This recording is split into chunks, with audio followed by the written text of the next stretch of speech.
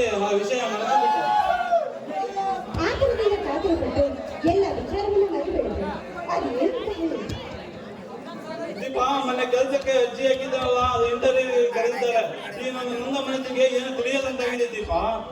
ನೋಡಿ, ಇಂಥ ಸಂತೋಷದ ವಿಚಾರವನ್ನ ನಗುವಂತ ಹೇಳೋದನ್ನ ಬಿಟ್ಟು ಈ ರೀತಿ ನೊಂದವಂತ ಹೇಳ್ತಾ ಇದ್ದೀನಿ.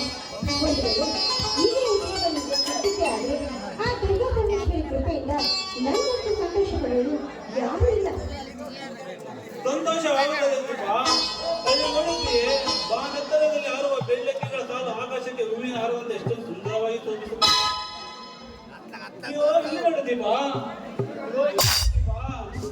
ಆ ಸುಂದರ ಗುಲಾಬಿ ಹೂವಿನಾಗಿ ತುಂಬಿ ಎಷ್ಟೊಂದು ಪರಿತಪ್ಪಿಸಿಕೊಂಡು ಹೋಗುತ್ತದೆ. ಅದೇ ರೀತಿ ಆ ಸಮುದ್ರದ ಮೇಲೆ ಕುಳಿತು ನಾವಿಗಳು ಎಷ್ಟೊಂದು ಸುಖ ಸಂತೋಷದಿಂದ ಜೀವನವನ್ನು ಸಾಗಿಸುತ್ತಾರೆ. ಆ ಮೀನುಗಳು ಸಹ ಚಿಗಿಚಿಗಿದು ಸುಖ ಹಾರಿಸ್ತವೆ. ಅವುಗಳನ್ನು ನೋಡಲು ಎಷ್ಟು ಕಣ್ಣು ಸಾಲದು ದೀಪ. ನೋಡಿ, ಕಣ್ಣಲ್ಲಿ ಹುಟ್ಟಿದ ಪ್ರೀತಿ ಆ ಆಕಾಶಕ್ಕಿಂತ ಎತ್ತರವಾಗಿ ಬೆಳೆದು ಅದೇ ಹೃದಯದಲ್ಲಿ ಹುಟ್ಟಿರುವ ಪ್ರೀತಿಯ ಬಳಿ ಈ ಭೂಮಿಗಿಂತ ಅದರವಾಗಿ ಹಬ್ಬಬೇಕು.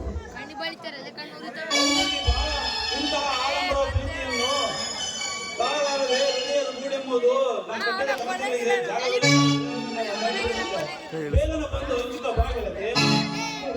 ಈ ನಮ್ಮ ಎಲ್ಲ ಕನಸುಗಳು ನನಸಾಗುವ ಸಮಯದಲ್ಲಿ ನಮ್ಮ ಪ್ರೀತಿ